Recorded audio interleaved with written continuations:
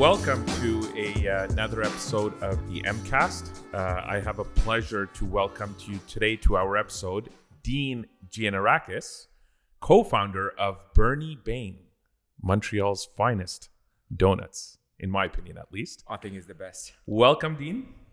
Thank you for having me. Dean, thanks for joining us. I've been looking forward to this.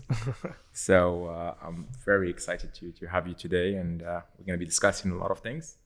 The theme of our podcast is what it means to live a good life. So let's start with this question, and then we'll go from there. Sure. For me, living a good life or being comfortable at least is just, maybe it's not having the biggest or nicest car or biggest. It's, yeah, sure, those things are nice. But ultimately, I think with a lot of people, COVID taught us to be happy with what we have, or to be happy for things we didn't know we had. So I think one of the things we always took for granted was especially in the restaurant business was, sacrifice this for your sacrifice family time, sacrifice holidays. We don't do that anymore. We spend holidays with our families. We take summer vacation. So I think being happy in life is, at least for me, is being able to afford time off. When people say time is money, I think it's important to make enough money to have enough time to do things with your family or the people you love, or to do things that you love. That's so true. I agree with that, because what I've come to realize is, success is, this definition of success is different for everyone. But the older I get, the more I believe that my definition of success is not having all the money in the world, but having all the time in the world. So it's if you have your weekends off, you have your evenings off, you really don't have to answer to anyone if you don't want to, and you can pack your bags and leave on vacation next week. I think that's a sign of wealth. 100%. There's different signs of wealth.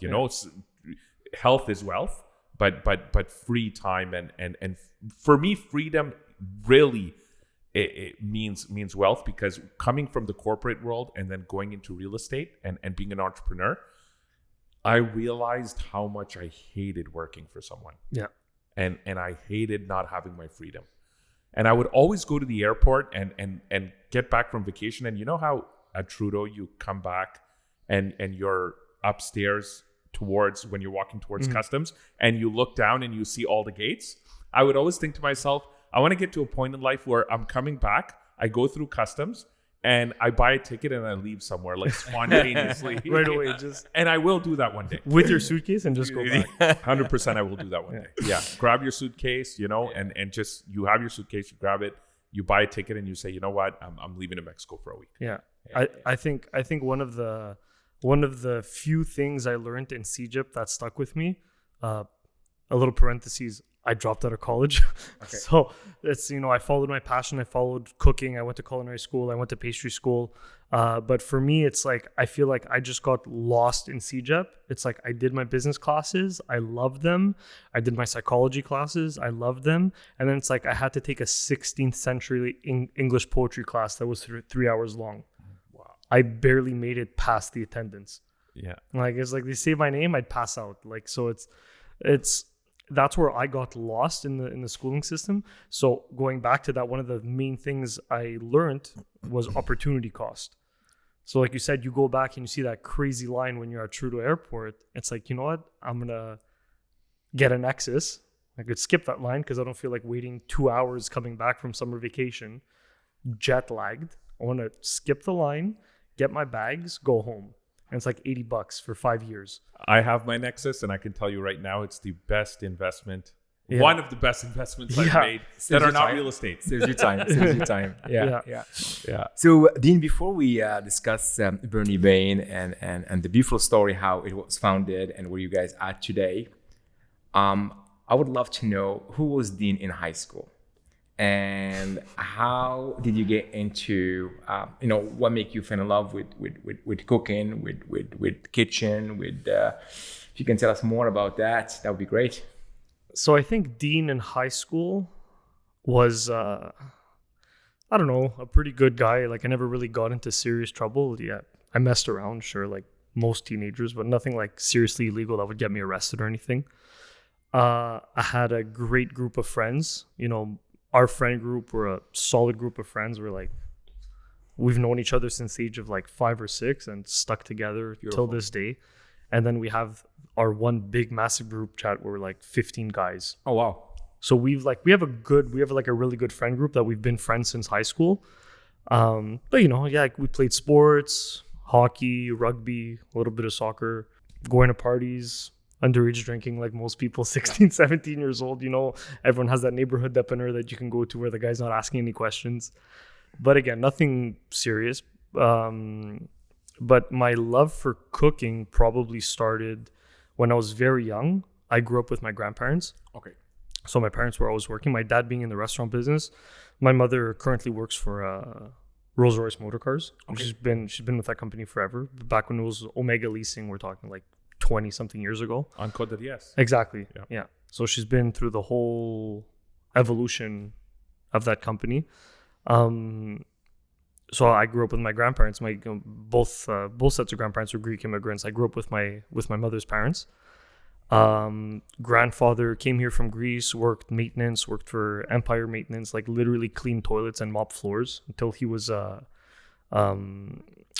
foreman, and he would kind of do like all the big industrial buildings around the airport and stuff like that.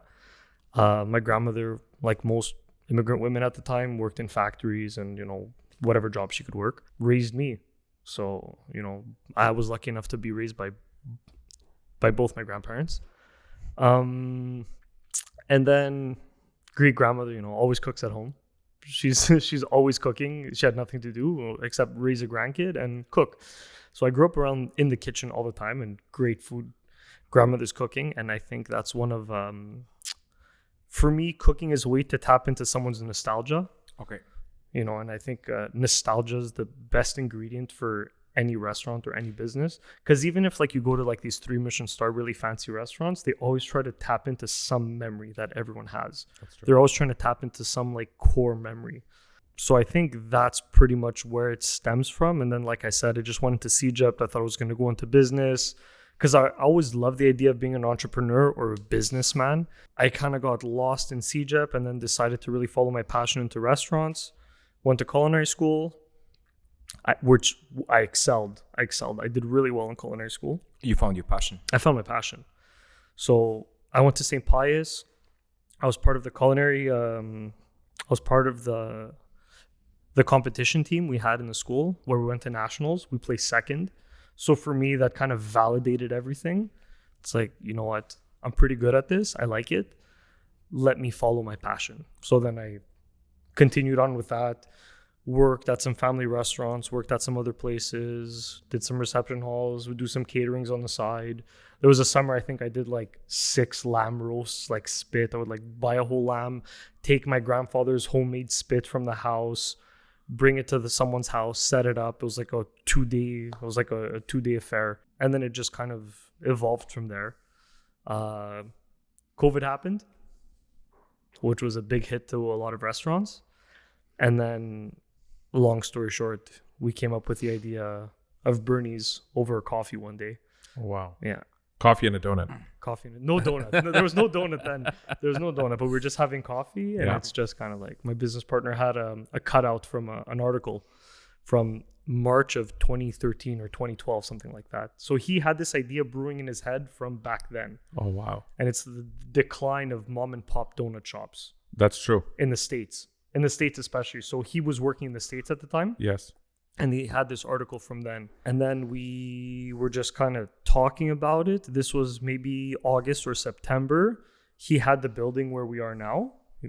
And then we started building in late October, November of 2020. So shutdown was March of 2020. We started building 6 months after that. Okay. And COVID didn't affect you because you're not a sit-down restaurant. So that's it. So originally when we opened, we're like, oh, we're going to put some seats. We got like this nice like wooden bar counter. That's right. And we're like, against the wall, against the window. We're like, well, you know, eventually we'll put some seats. We'll do something. And are you guys self-funded or you had to go and seek financing from the bank? Completely self-funded. Okay. The bank wasn't giving a penny during COVID, aside from like whatever money the government was giving at that point, like all the subsidies and everything and all the grants and loans. But you had to be an established business and had to meet certain criteria to get that money. So as a new business, you weren't getting any funding. That's right. So we had to fund everything. Me being 27 at the time, basically had to dump my entire life savings into it. Yeah. For my share. So it's huge risk. You bet on yourself. I bet on myself. Yeah. Everyone doubted me. Yeah. And like, if I remember, so it's you, your business partner, and also your dad is a business partner. So it's me, my dad, and his childhood friend, who they have known each other since like 12 or 13 years old. So they've been friends since high school as well. How did you sell your dad the idea to come and become a partner? We were having coffee all together. All together. Okay. Beautiful. Okay. Yeah. Okay. And it was just kind of like, Dean, you went to culinary school. Yeah. Figure it out. Does your dad still own a restaurant? No. So he had gotten out of the restaurant business. Oh, wow. He had gotten out of the restaurant business. You brought him back. Brought him back. So he had gotten out of the restaurant business and he was actually working at the hospital. He was working at the Glen. He's like, this was pre-COVID. So he goes, I'm going to work in the hospital and just kind of like push a cart, go into retirement, whatever. Of course. Have a little bit of property income, passive income. Then COVID hit. Yeah. So it was like, of course. Forget this. The hospitals are a zoo. Yeah. He was working 24 hours a day. There was no shifts. Everyone was working. Everyone was on call all the time. And then at the beginning of COVID, when pretty much everyone thought if you catch this thing, you're going to die. My mom would like, go to the bathroom right now, dump your clothes, get in the shower. That's like, right. Lysol everything. So That's it was right. like, it was like a bit of a scary moment in our household at that point because he was in it. He was, working in the healthcare system at the time. And I think he just thought like, anything is better than this. He's like, I'll go back into the restaurant business. Did he like the restaurant business when he was in it? Yeah, but looking back at it, restaurants and the bakery industry are two different businesses. Stuff, yeah. Like it's fun. I love restaurants. I miss that like rush of being like a short order cook, of like tickets printing, hitting the floor, the craziness in the kitchen, being, dans le jus, like we say in French, like you're in the juice, you're in the rush. But bakery is like nice as long as you follow your tempo and you get everything done. It's still long hours. I'm pretty sure they start like way early morning.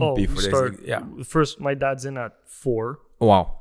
Next guy usually comes in at like 4:35, and then people start trickling in after that. But we only open at 10. Yeah. Wow. So we're prepping from 4 to 10. But everything is systems. Right, everything is systems. Restaurant is all systems. Whether you look at huge franchises like McDonald's or you look at like very well-run restaurants. So I obviously in Montreal, no matter where you live, you grow up with either Italian people, Jewish people, or Greek people, right? Yeah. So I grew up with Italians, Greeks, some Jewish people in the West Island or on the West Island, and what I've realized is that even the ones that are really well run by Greek families, these restaurants, it's all comes down to systems. And the best run restaurants are usually the ones where the owner himself is constantly present.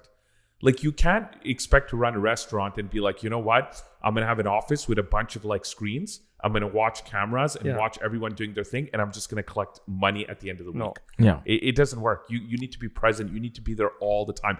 And you better know how to dishwash, cook, waiter, multitask everything. Exactly. You better know how to do all of it. In a big restaurant, we say it like people look down at dishwashers. In a big restaurant, your dishwasher is probably your most important asset. Yep. Because a waiter doesn't show up, someone's going to pick up the slack.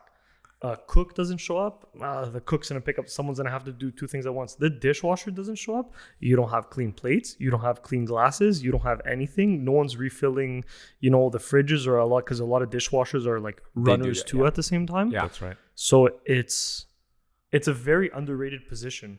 So like you said, if you're an owner, you better know how to do everything. That's right. And we're at Bernie's, 2 out of the 3 owners are always there. Nice. Fantastic. They're like we're always there. It's our baby. Well, for the 2-3 times that I've been there, I've seen you there. You've taken my order. You've been behind the counter. I've seen other people there. And when you walk in, before I knew you or I knew anyone there, the first time I ever went, which was probably about less than a year ago. You can tell when you walk into a restaurant or a bakery that it's either a high-level manager with a stake in the business or one of the owners that's serving you.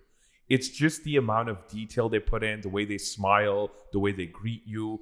You know, it's not a 17-year-old that's like, no, yeah, what can I get you? Like, okay, how many do you want? Whatever. Well, here.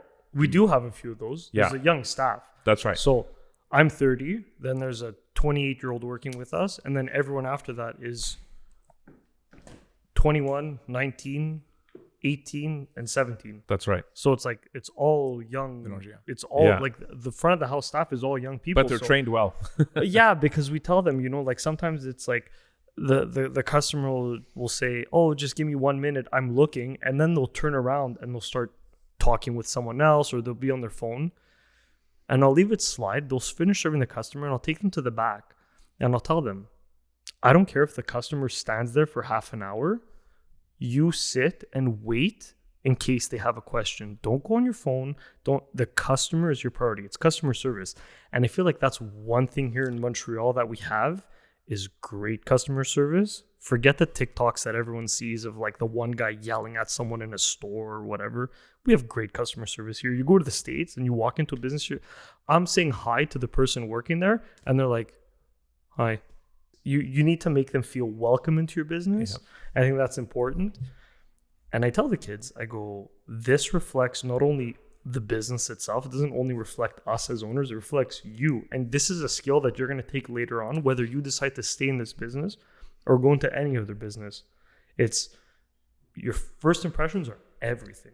If you want to see like the biggest shock when it comes to customer service, go to New York City and walk into one of those bagel shops and order a bagel or ask like a bunch of questions or take your time or be unsure of what you want. Yeah.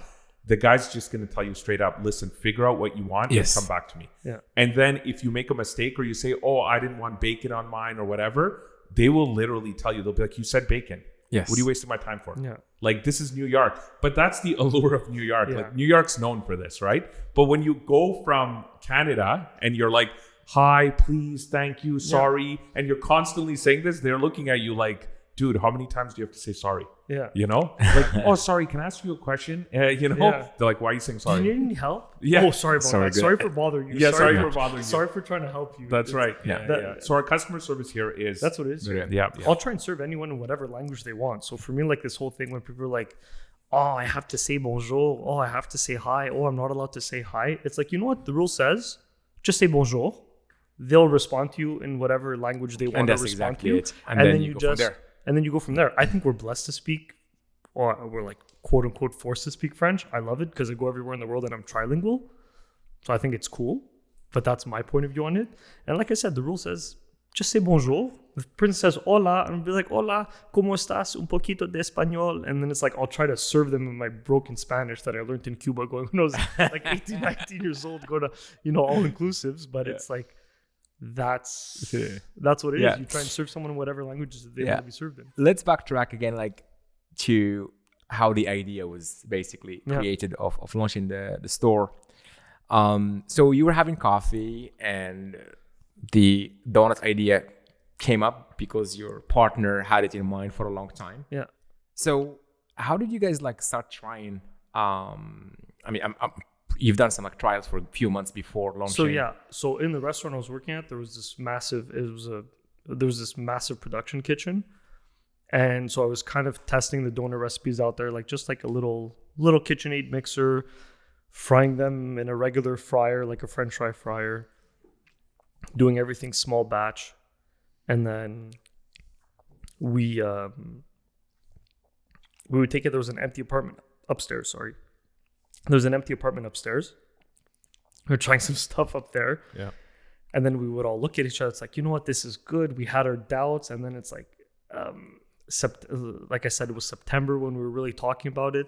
And there was a lot of traffic on Clark and Bernard. There's a bike lane that runs through there. And everyone cuts through Bernard to go to Saint Laurent. That's right. So up Clark, there's this huge bike traffic. And going down Bernard to Saint Laurent, there's a lot of traffic. So it's like, we have this front window. This is where we're going to put our glazing table.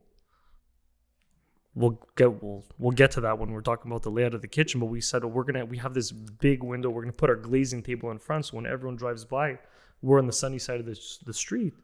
You're gonna see the hot donuts getting glazed throughout the day. Beautiful. So again, like we said, so we were kind of testing everything out, and then we said, yeah, okay, let's figure it out. Let's order everything we need. And then it was a learning process from there. So it's not like we opened and we knew what we were doing. Big learning process. Like I worked with dough a lot. I was working in pizza.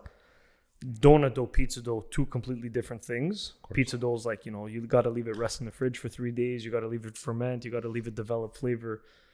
Donut dough, it's a very aggressive proof. It proofs anywhere between 20 to 40 minutes, depending on the heat outside. So you have to work it. You have to know what's going on with the temperature outside. Oh, wow. If it's humid outside, hot and humid, you got to add cold water. If it's too hot, if it's too cold, you got to add hotter water. You have to adjust your flour levels. It's very, it's not just, baking is a science and a bit of an art at the same time.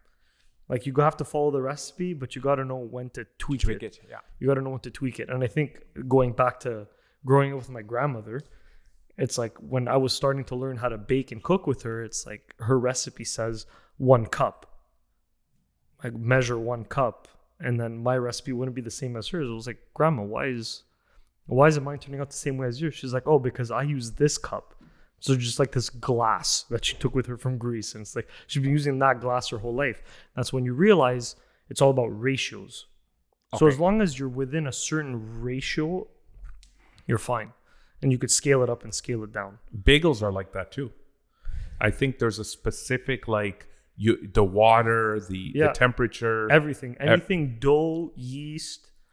Everything is like that. So basically the reason why Montreal has the bagels we have, and then in the rest of Canada, they can't mimic them, especially in Vancouver, is because the water in Vancouver is very hard. So I have a lot of family in Vancouver. I go there regularly. When you shower in Vancouver, the shampoo takes 10 minutes to come out of your hair. It's very hard water. Mm-hmm. So they have tried to mimic bagels. Like people have moved from Montreal to open up bagel shops in Vancouver, but they haven't been able to nail it.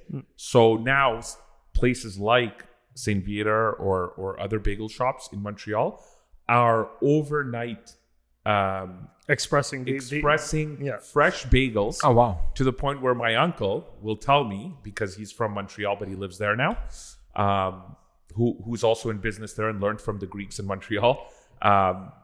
He expresses Saint Viateur and other types of bagels to Vancouver, and they get sent to your front door like Amazon. Yeah. So it's crazy. These businesses are sending, before you know it, we'll be sending donuts to Vancouver. Yeah. But it's a bunch of things. It's even flour. Like I had a friend, he opened a business in Laval where he was making fresh phyllo dough. Oh, that's right. Okay. So he was opening it by hand every day. And we went to culinary school together. He left, went to Greece, to the north of Greece, to learn this trade. It's a very specific skill, obviously opening phyllo by hand. You're whipping it around on a marble table and you're opening until it's paper thin. You could literally see through it. And then he came here and he's like, the flour isn't the same. The water isn't the same. He had to adjust the recipe. So it's like, when you're used to something being one way and then it's, you have to deal with certain variables. We were talking about it before. Yesterday was Orthodox Easter. Usually a lamb takes 3-4 hours to cook because it was cold and windy, and the lamb took 7 hours to cook. That's right. So it's all these variables you always have to take into consideration. Yeah. So we invested in a really powerful air conditioning unit, because when it's 40 degrees outside, I need it to be 19 degrees in the store. Okay. I need it to be really cool in the store, because if it's too humid, the dough overproofs, the donuts all come out oily. So if I come buy donuts in the summer, the shop's going to be very cool inside. Depending if you have people that just sit and hang on the door and leave all the AC run out, then yeah. But also, there's a lot of traffic going in and out of the shop. So yeah. We do lose a little bit of that cool air, but we have a bunch of fans and exhausts and everything going around the store to cool where we need it to be cool.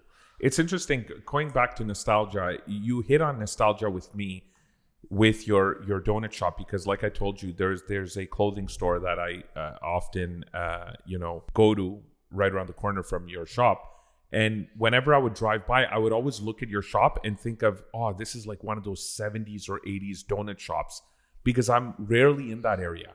So it just like, popped out to me. So I saw it and I was like, wow, like, I need to, grab some donuts for my kids and maybe one for myself, and it's just the way you've painted the sign in the front, with the old school way with like a paintbrush. Yeah. The way the donuts are being glazed in the window. I remember being a kid and going to Saint Laurent Street or going, shopping with my mom.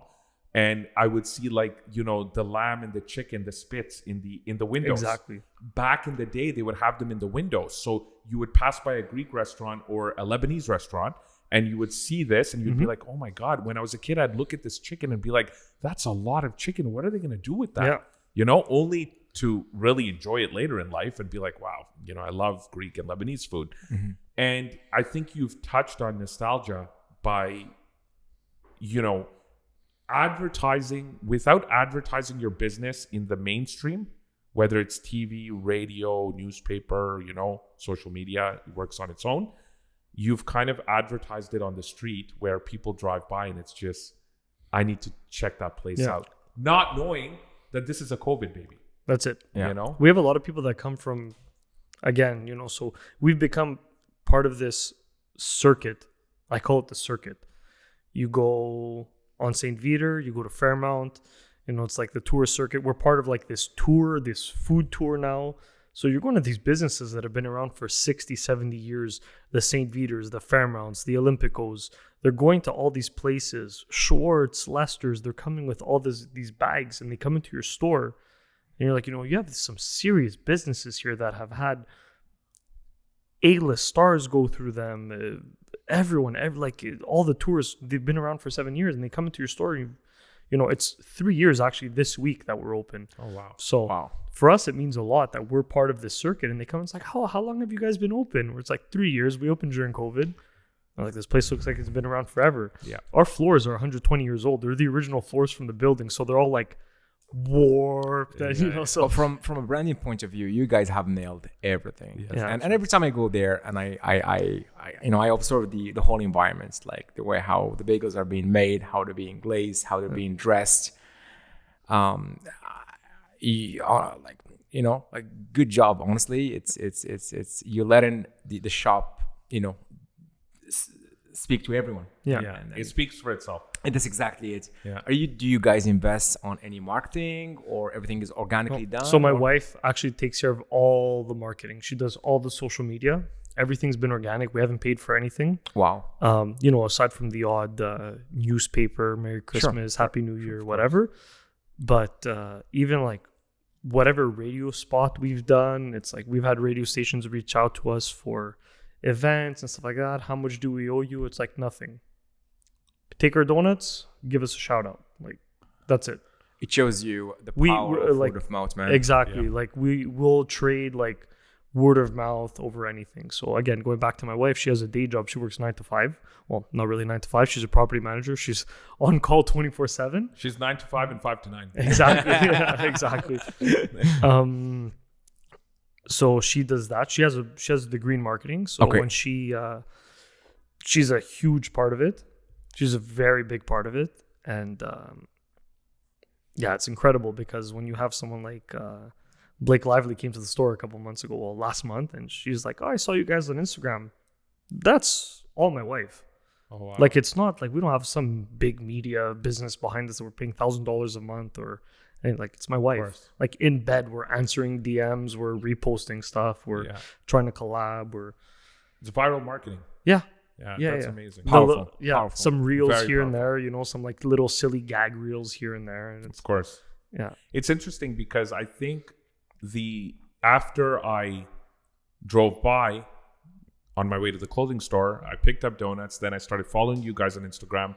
Then I started seeing the reels and I started seeing the glaze and all that. And obviously this speaks to you because, like the, without naming names because they're not sponsors of ours, but there's obviously that very famous Greek pastry shop that are exploding now. Yeah. Right. Yeah.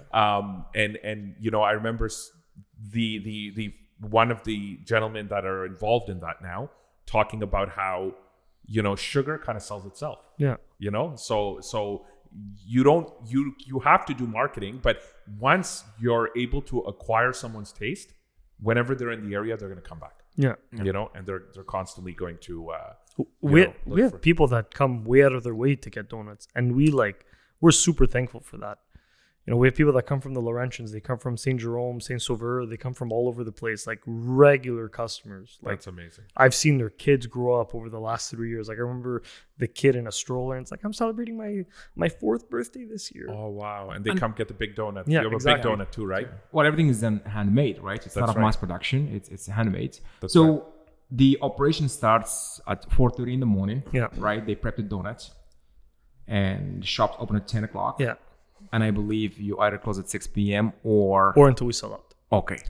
And I think that's very important to highlight. And it doesn't go for us. I think it goes for any business that wants to keep a product fresh. There's sandwich shops that get X amount of loaves in a day, and when they're out, which is fine. Like, you know, you want fresh bread, because I think one of the big complaints everyone gets is like, oh, the sandwich was good, but the bread was stale. That's right. How do you mitigate that? That's right. Get rid of the variable of stale bread. That's right. Get bread in fresh every day, and when you're out, you're out. What's the quickest you've been out? Our first Valentine's Day or second. No, I think it was so it was our first Valentine's Day. It was almost 1 year that we were open. Valentine's Day and Super Bowl fell on the same weekend, and COVID rules kind of started loosening up a little bit in 2022. I remember that year. Yeah. At 1 p.m., we had to close for like half an hour to try and catch up. So we opened up again, and I think it was like 1:30, 1:45, 2:10, we were sold out. Oh, wow. Wow. Yeah. So when you say sold out, like walk me through your day. What are we talking? How many donuts have you sold? So there's a point back then where we only actually had, we had one fryer. Now we have 2 fryers. Okay. So we could fry more donuts in the same amount of time. And then essentially what happens is, if people are buying more donuts than we can produce in that same hour, like, we can't catch up. That's right. So it's very hard to say. The most we can produce in a day, like, is about 7,000 donuts, and we'll still make it to like 5:30. Okay. So it's very hard to like put a hard number on it, but the most we can crank out in a day, like on the weekends, we're doing about 7,000 donuts a day, give or take. 7,000 donuts. Yeah. Wow. If I'm like counting the big ones, let's say if I'm dedicating the dough to the big ones, or like all the orders that we had like prepaid and stuff like that, if I had to put a number from start to finish, it's about 7,000 donuts in a day. We're not doing that every day. Of course. But average. On the weekends, Yeah. average 5,000-6,000 donuts. It's still good. Would you say people like donuts in the cold weather more and the warm weather, or does it not matter in Montreal? All season, bro. All season. Yeah, all season. There is no cold or like. It's interesting because personally, I don't know, I find that in the winter, like, you know, in October, November, when it starts getting a bit crispy, the air, I tend to, you know, start eating fatty foods a bit more. And then, you know, come like April or May, I'm like... That's it. I think we all do. Now it's like, craving a salad. Yeah, exactly. I'm craving a salad. Because I'm going to be wearing a t-shirt for the next 3 months. You know? We get back from vacation sometimes, it's like, a nice salad with just a little bit of olive oil and vinegar. Yeah. It's barely a salad. It's just lettuce. It's just lettuce, exactly. Well, So walk me through your morning. Like, are you also getting in at 4:30 with everyone else, or like what's your day like? So my dad will go in. I mean, it really depends, but essentially my dad goes in. He starts everything up. He starts the dough. So you have to start the dough so it could mix. Then it has to proof, and then there's a couple of other things that are going on at the same time. We get all our cake donuts ready. So those are batter. So it's like a cake batter. It's literally deep fried cake. You have to make those before you start making the donuts. Then Bobby will come in, the guy that cuts the donuts. Bobby comes in at 4:30, 5 a.m., starts cutting the donuts. All usually come in at some point after that, 6, 7, 8, depending on the day. Like if I know I'm going to have a long day, I maybe come in a little bit later. Because if too many people are in the morning, there's nothing to do. Of course. It really just depends. But everyone will start trickling. Most people start trickling in at 8 o'clock because that's when the donuts have come out of the oil. So my dad starts the mixer at 4:30 in the morning, but the donuts have only come out of the oil at 8. So from the first batch, from start to finish, is 4 hours. But then after that, you're continuing. There's like 3-4 batches going on at the same time. Of course. Well, one's being mixed, one's proofed, one's cut, one's fried. So when the donuts are coming out at 8 o'clock, we open at 10. The first donut is 2 hours old. As the day gets busier, your donut is an hour old, your donut is half an hour old. And if we're really busy, your donut's like 10 minutes old. It's still warm. Yeah. You know, so there's like a good and a bad side to being extremely busy towards the end of the day or running the risk of selling out. Those donuts, those customers are coming in. It's like, oh, you don't have 23 flavors. It's like, no, but I have 5 and they're still hot. It's like, oh, okay, no problem. Yeah, because I've come in the afternoon and, you know, I'm like, oh man, they don't have Kit Kat. Yeah. Or you know, they don't have this one or that one, you know, and my kids really like the pink one. I think it's the Simpson. We try to always have that one. It's our logo. Exactly. So my daughter loves that one. And in the business in general, whether it's this business or you know, in day-to-day operations, at Bernie Beigne, what's your biggest challenge? Like, what's the most difficult thing? I think consistency, and not just in the product, but in our service. Okay. We have a very special team. Maybe I don't say it enough to them. I try to, but we say it between partners. It's like this business is successful because we could sell as many donuts as we do.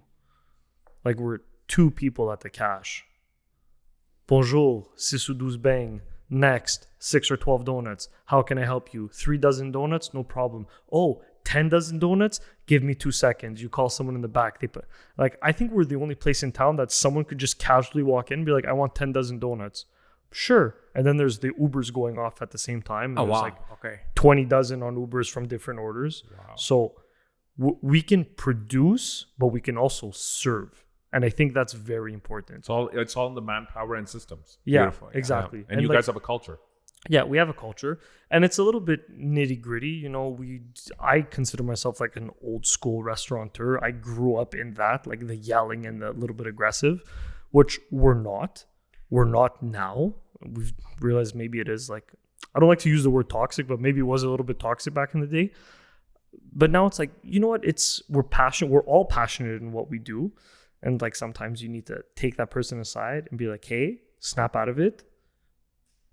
Maybe some swear words were exchanged. Yeah. It's normal. It's normal. Yeah. But then it's like at the end, it's like, haha, tap on the back, let's go for a beer. Or like, I'll see you tomorrow, or I'm going to drive them home. Like it's normal. We get heated, and it's a family business. We're all family. Even if you're not family, we consider ourselves a family. And of course, all families argue. It's normal. How do you, you know, it's, you've guys like you've existed now for, you know, since COVID.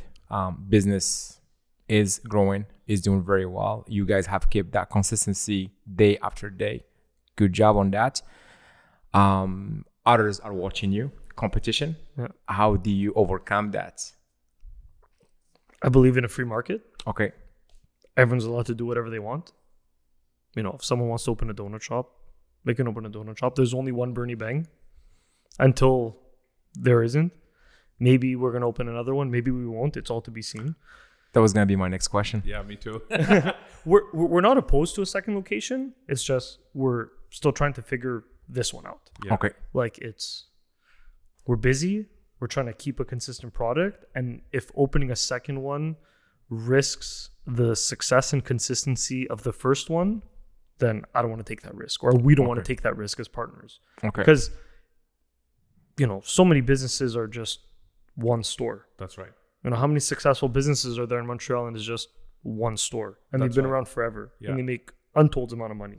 Well, the thing is, just a suggestion, by the way, if you do decide to open a second location, West Island, please. So we don't have to go to West Island, Laval, South Shore. Yeah, exactly. There's a list. I'm taking votes.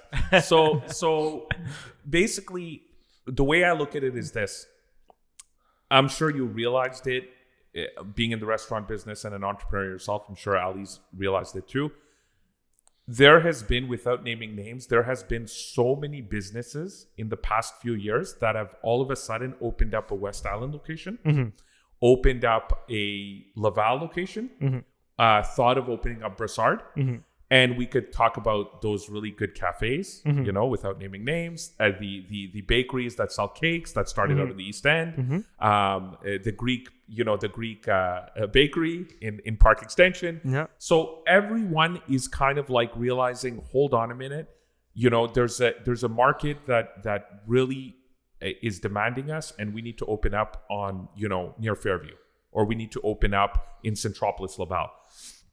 But I think what people don't realize is that the minute you start, whether you're opening up these locations yourself within your family, or you're selling these franchises, your original location and business has to be rock solid. Yeah, 1000%. Exactly. Your management, your finances, your systems, you have to be just like in our business.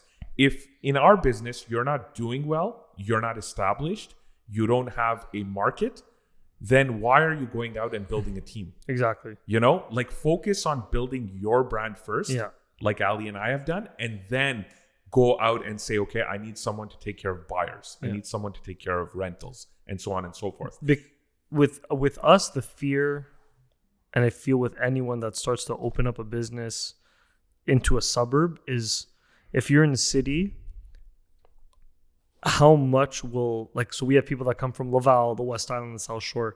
If we open in Laval or the West Island, how much will my business be affected? That's right. You know, it's like, how much will the first business be affected so true. if I'm removing that client base? Or maybe they are going to come because, hey, let's go to the Mile End, let's walk around, let's go to the coffee shops, let's shop around, let's walk the streets, let's go for an ice cream, let's go to the mountain. Maybe they'll still come to the store, but maybe not as often. And that's one thing we realized in the summer, going back to, if you ask me, are we busier in the summer or the winter? It's hard to say, because in the summer, we're probably doing the same amount of tickets. We're just doing less volume. Because it's not really a product you want to eat when it's 30 degrees outside. That's what I meant. Exactly. You're not going to take like a dozen donuts and go to someone's barbecue. You No. might take a handful on the way there, or it's, you know, or you're going to walk around with the family. You're going to have one donut, two donuts with a coffee or a nice coffee. That's right. Whereas now in the wintertime, it's like, I'm going to a Christmas party, I'll take 3 dozen donuts. That's yes. true.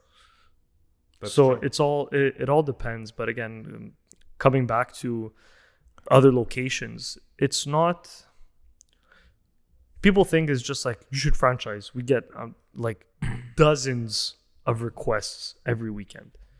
And I'm not trying to, you know, be like, oh, everyone's coming to, everyone wants a piece. It's just, I can imagine. a lot of people see that we're busy, but they don't realize the amount of work that goes into it. They want to open a franchise, but when we tell them, sure, do you have a team? It's like, I just want to invest. Well, no. So there you go. That's exactly what we deal with. It's not just investing. Yeah. We've invested so much time into this. And also the client who actually choose to drive from the West Island to your location, they appreciate the quality. And we appreciate them. Exactly. And also is a happy customer. He's looking forward to get there, to get his donuts. Yeah. And retaining this type of clients. Yeah. It goes all the way. You know, we have people come from all over the world. It's a little bit like, it's surreal. We have to pinch ourselves sometimes. It's like, we have people that come with their luggages straight from the airport. It's like, I saw this on Instagram. I saw this on TikTok. I saw it on YouTube. Well, not too long ago, you had our beloved Prime Minister, and we had Justin Trudeau. We had Justin Trudeau. And we had the Greek Prime Minister come visit Yes. as well, because he was here for Greek Independence Day. Nice. Yes. March So- 25th. Exactly. It's my birthday. Oh, there you go. Yeah, so I will always remember Greek independence. So we had the Consul General of Montreal approach us, and she told us, you know, we want to show the Greek Prime Minister businesses, new and old, that are thriving in Montreal, like the Greek diaspora that's thriving in Montreal. And for me, it's not a testament to what we did. If anything, I might get a little bit emotional. It's it just proves that the risk my grandparents took was worth it. Yeah. And I get a little bit emotional because I was very close with them, my grandfather, all my grandparents. So it's It was all worth it. Yeah. It's for sure not for me. That, like really to have my grandmother there, yeah, meet the Greek prime minister. Yeah. Was a lot. That's an amazing. See, that's what I love about these types of stories, because you've never forgot where you came from, at all. Yes. Who taught you, who you were raised by, and it's stories like that. Just that story alone, you can carry that legacy into Bernie Beigne, and be like, it's thanks to me being raised and being next to my grandmother with her glass cup, exactly, and so on and so forth. We didn't want to post about it because obviously politics is such a hot topic nowadays, and it's like, I try not to get into it. It's like, vote whoever you want to vote for, but to me, at the end of the day, I think they're all BS.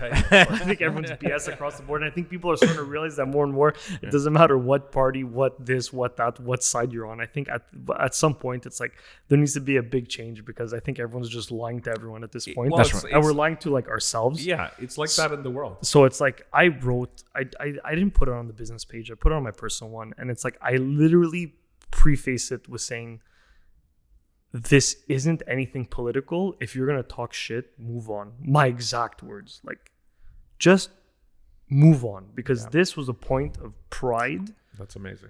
And that's it. Yeah. And like, I ended it with Trudeau was also there. Like, it's cool. Like, he was there. He's our prime minister. Cool. Like him or not. Yeah. He's still the prime minister of Canada. That's right. That's right. Yeah. We've had I had two prime ministers visit the business. Like, that's cool.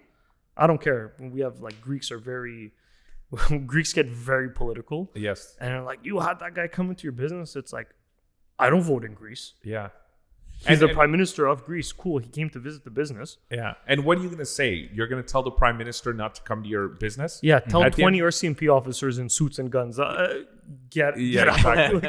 At the end of the day, it is what it is. I mean, you're not going to say no. It's funny because you would put anyone, speaking of being in a situation or being in someone's shoes, it's easy for people to comment, and you could see thousands of comments on Facebook and Instagram. Yeah. Put any of those people in your situation, and they would be in your situation to be like, that's fine, come in, here's a donut, here's a coffee, here's a photo opportunity. Yeah, it was great. Now, coming back to what you were saying about franchising and people coming to you and realizing they just want to invest. Before meeting you, I would have never known that in order for me to own a franchise or go into business with you, I would have to wake up at 4:30 a.m. Yeah. And people don't realize this. So it's not waking up at 4:30. You're there at 4:30. So my dad lives in Park X. He's 5 minutes away. There you go. So he's up at 3:45. He probably leaves home around 4:15 or whatever. Yeah, gets there. He gets there at 4:30. I bet you 9 out of 10 people, you can't pay them enough money in the world to get up at 4:30 a.m. Yeah. That's one. It's a very old school way of thinking. Okay, to get up and do that, and it doesn't matter who you are, where you're from. Like, for example, my parents' generation or your parents' generation, my father, it doesn't matter how educated he was. He had a degree. He worked in the corporate world. He worked at a company that manufactured airplane parts. Mm-hmm. And later on in life, he became an entrepreneur. But the things he did to build his business, you could never tell a guy with an engineering degree today, oh, why don't you leave your job in engineering or your job in accounting and start a donut shop, and you're going to be there at 4:30 a.m. and you're going to have to deep fry There's no way. cake batter. No, there's no way. It's no longer the same environment. Yeah. And that's why people come to you and say, no, we just want to invest and we really want to open up a place on Sources and DDO. Yeah. But you're going to have to do this, and this. Yeah. And then they're like, oh, hold on a minute. If you don't have the money guy. Yeah, no, if you don't have skin in the game, yes, there's no guarantee. Like if you're just a manager and everyone has those off days where it's like, I don't feel like going into work today. Imagine having that feeling at 3:30 in the morning and you have no skin in the game. Are you really going to go to work? No, you're not. Yeah. And that's why businesses, like there's a website in the States, it's called LoopNet. Okay. And on LoopNet, you could find gas stations, liquor stores, hotels, motels, restaurants, franchises for sale. And often you'll be on this website, which I've looked at because my in-laws and my wife are from the States and they're an entrepreneurial family. And I used to look at this website and I would see like a Marriott on sale. And then I would see like foreclosure 90-day notice. And I would be like, how is this business, the Marriott in North Carolina, how is this business in foreclosure? Like this business should run itself. It's because the people who purchased it, that's what they were doing. Yeah. They were waking up and saying, I have employees. I'm not going in. Yeah. And you know what happens? It runs itself into the ground because the employee is going to treat a guest like shit. And then it's going to get a bad review. And then it's going to be a snowball effect. And then there's going to be issues with the finances. And then there's going to be upkeep and renovations that don't get done. And people are going to stop checking in. And like you said, you don't have skin in the game. Just like our business, forget it. It's not going to work. You got to get up and you got to work, man. Rent is due every day. Yeah. Right? Yeah. That's why it's very hard for me, at least, to wrap my head around a work from home culture. And like I said, I have one guy that was working from home, and he's like, I can't do this anymore. And he came to work for us, and I don't know, he loves it, and we love having him there. But I would never be able to work from home. Like, I'm such a people person. I love being out in the world, and I love dealing with people. And it's just, we all know people that do it. It's like, out of office, or book their meetings, or like meetings, and then go golf. That's right. It's like, if you're working for this big corporate machine, it's kind of like, stick it to the man. Yes. Well, you're sticking it to yourself. You know, he makes $1, I make a dime. That's why I use the bathroom on company time. Like that whole, how that saying goes. Yeah. I've never had the mentality. It's the way I grew up. Of course. And I tell people, I was working, any job I worked, I went out. My parents told me, you're going out to drink, you're getting home at 5 a.m, you better show up to your job the next day at 8 o'clock. That's so true. Same here. Yeah. That's so true. The amount of all-nighters I pull going straight into the business, and it always happens like whenever I have an event, and it's like I know it's going to end late, like a Greek party, and like these things go to like 5, 6 in the morning. They do, yeah. I'm leaving at 4, this thing's still going on, and I'm going straight to work. That's right. I've been there. Yeah. So it's like I think we all have. So it's like I'm going straight to work, and you feel good until 12 o'clock, and then you hit the wall around. You hit the wall. Yeah, you hit the wall. That's the crash. The sugar crash. So it's, you know, and it's happened. So it's like I'm doing the closing shift. I'm going home, maybe taking a quick nap, going out, and then having a change of clothes with me, going straight to work. But forget that it's my business.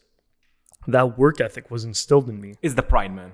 It's the pride that we were. But that's it. I think my parents and my grandparents taught me to be proud of anything that you do. Right. And it's like, work this business like it's your own. That's true. That's right. Yeah. Like, you know, whether I was working in a meat department at a supermarket, like cleaning the meat grinder, I think it was $8 an hour back in the day. Yeah. Wow. Perfect. You know, like whatever minimum wage was back in the day.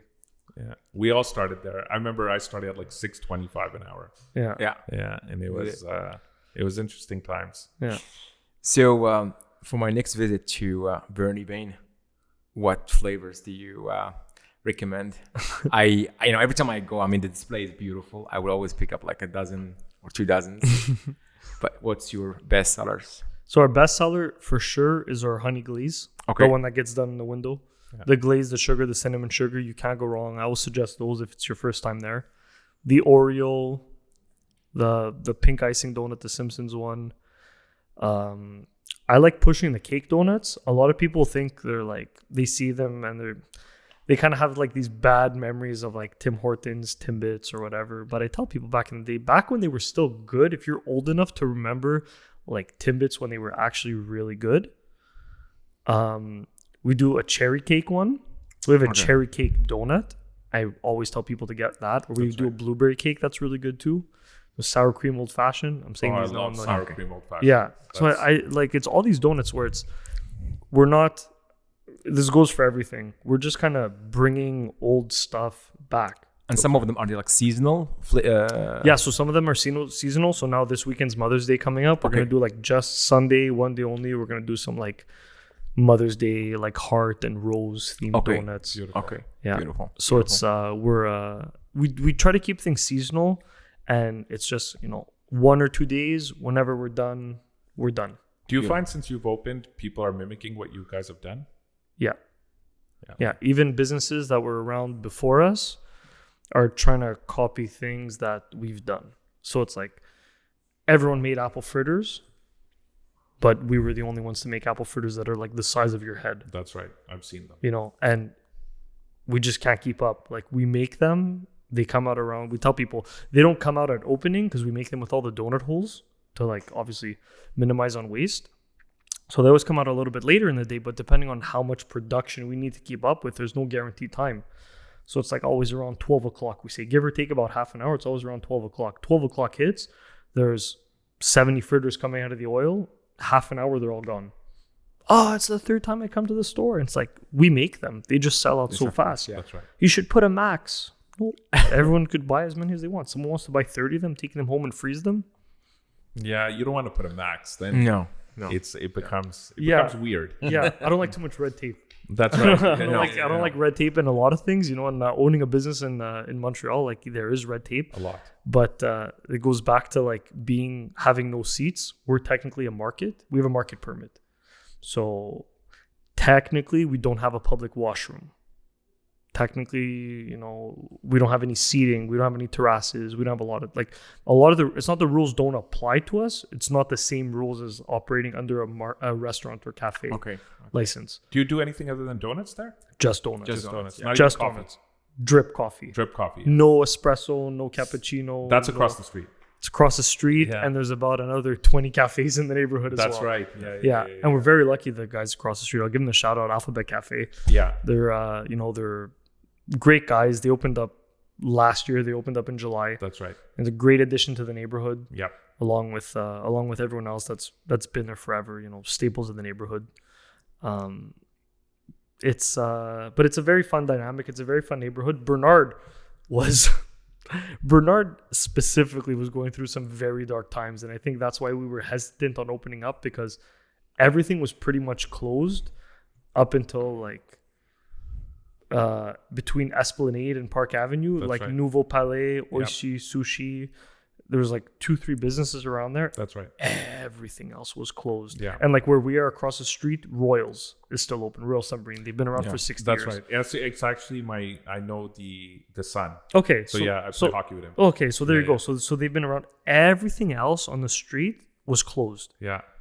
So when we opened, we took a really big risk. Yeah. But you guys changed the vibe and you brought the life back there. I think that we helped. Yeah. I'm not gonna credit 100% of like the rebirth of Bernard to us. I'm sure we helped, but you know, we have people that say like, oh, we don't come to the Mile End, or we started coming to the Mile End because of you, and we discovered all these other businesses around. Yeah, you've increased the foot traffic there, which I think is going to help other businesses or anyone who's thinking of opening something there. It's going to be a good sign for sure. 100%. Well, competition's healthy. Yes. I've always said that. Yeah. And you always have to look at what is happening around you in a positive light, as long as it's not direct competition to you. Yeah. Or what complements you. And compliments you. Yeah. Like you guys have a coffee shop across the street. Yeah. And I think on more than one occasion, my wife and I have gone to get a coffee, come across the street, grab donuts, gone to that clothing store around the corner.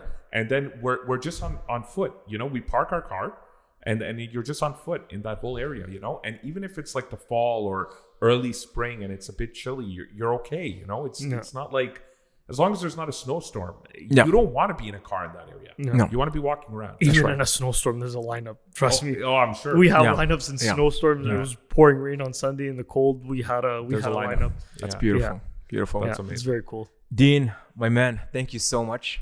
It has been really pleasure. Good. It was nice to get to know you and get to know the story behind Bernie Beigne. Yeah, thank you for having me. These are always fun. How can people follow you guys? Can you give the address of the store for those who don't know? Sure. And any tips, you know, like you said, come later in the day and you're going to get fresher donuts. But if you come too late, you're not going to get anything. We're going to be sold out. Yeah. So and also, can someone call the day before and make a massive order? Yeah. So we don't take any reservations unless it's for something like 4 or 5 dozen or more. It's got to be a decent sized order. Okay. But even at that, depending on what other sort of production we have going on for those days, we limit how many reservations we could take. And for a birthday cake? So birthday cake, so for those giant birthday cakes, you need to call at least 1 day in advance. The earlier the better, obviously, just because they take a little bit more time to make. Okay. So we're located on 23 Bernard West between Clark and Saint Laurent. You can always call the store to ask what the donut levels are, how soon do you think we're going to sell out, but we don't really keep anything the day of. It's really first come, first serve. That's what guarantees the freshness. You could follow us on Instagram at Bernie Beigne, all one word. Give us a follow, give us a like, and that's it. We'd love to see whoever hasn't come to the store. Sure. Come to the store, come try our donuts. If you like them, come back. If you don't like them, everyone's entitled to their opinion. Again, free market. It's what I believe in. So I love that. Beautiful. Yeah. Thank you, Dean. It's been a pleasure, and I have a craving for a donut. Yeah. tomorrow morning. Thank you. Thank you very much. Thank you. Thank you. Thank you.